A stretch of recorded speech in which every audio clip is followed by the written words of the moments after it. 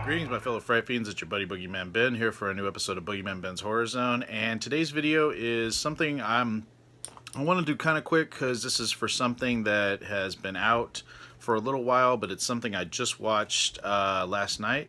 And I felt compelled to do a review about this, or just my take on it, because of some of the negativity that has come out about it when the film first premiered in theaters over the summer. The movie's called It Comes at Night. It was directed and written by Trey Edward Shults.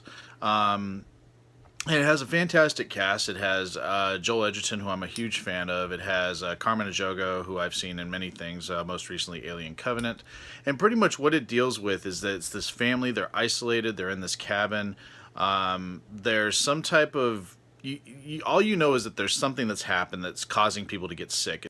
This family's completely isolated themselves. And what happens is that there's this this individual named Will tries to break into their home, thinking it's an abandoned home. He says that he's trying to, just find supplies for his wife and son, who are holed up in another abandoned area about 50 miles away. And the character of Paul that Joel Edgerton plays, of course he, interrogates him because he doesn't trust him. And the story goes from there.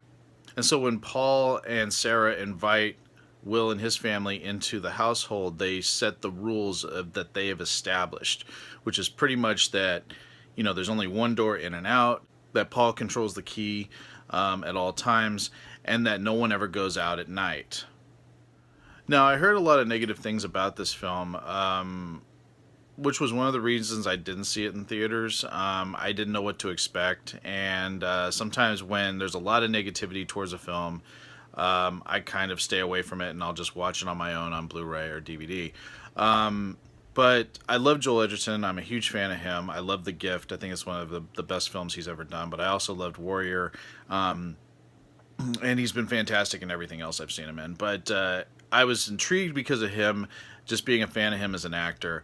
But I felt like this movie was getting the stigma that movies like The Witch and It Follows and The Babadook and some of these other sort of unconventional horror films have been getting, whereas they're marketed as one way, and then they're pretty much that's not the way the actual narrative goes. It's actually very different.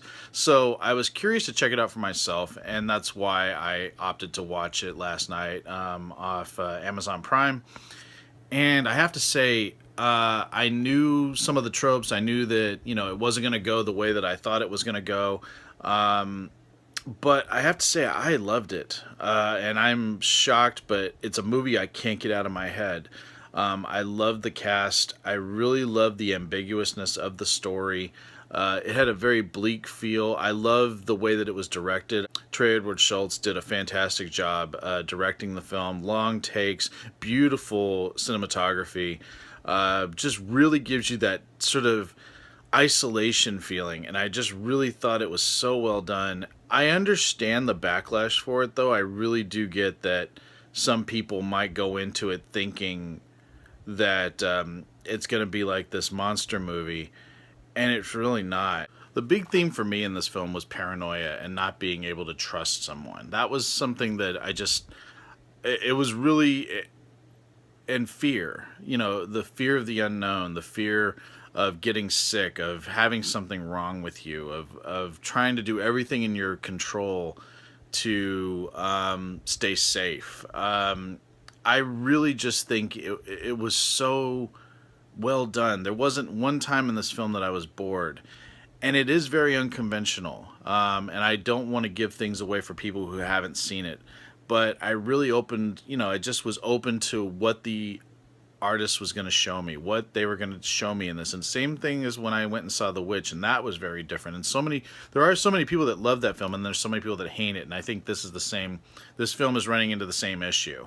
But besides Joel Edgerton, who's just fantastic in everything, Carmen Ejogo as Sarah was also fantastic. But I have to say, I really, really was taken by Kelvin Harrison Jr., who played Travis, the son.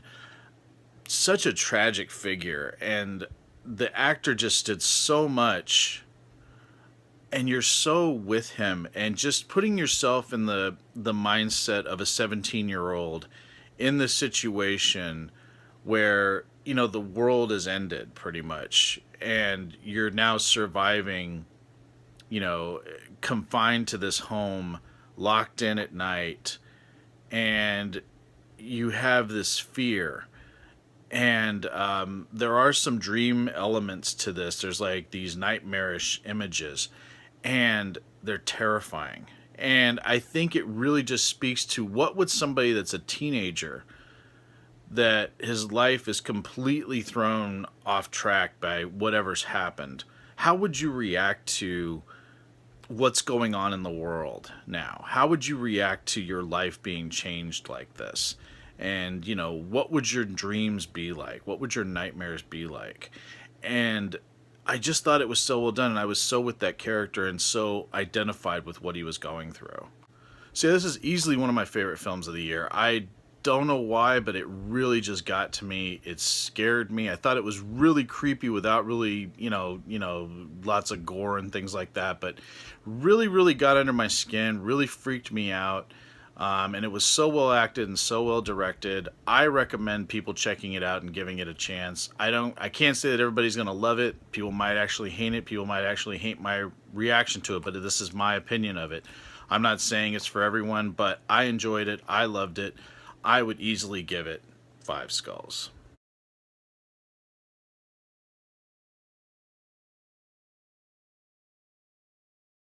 So yeah, that is my thoughts on It Comes at Night. I would definitely recommend people that are interested checking out. Like I said, it's on Amazon Prime now. It's on Blu-ray. It's on DVD. I am going to pick it up on Blu-ray, that's for sure.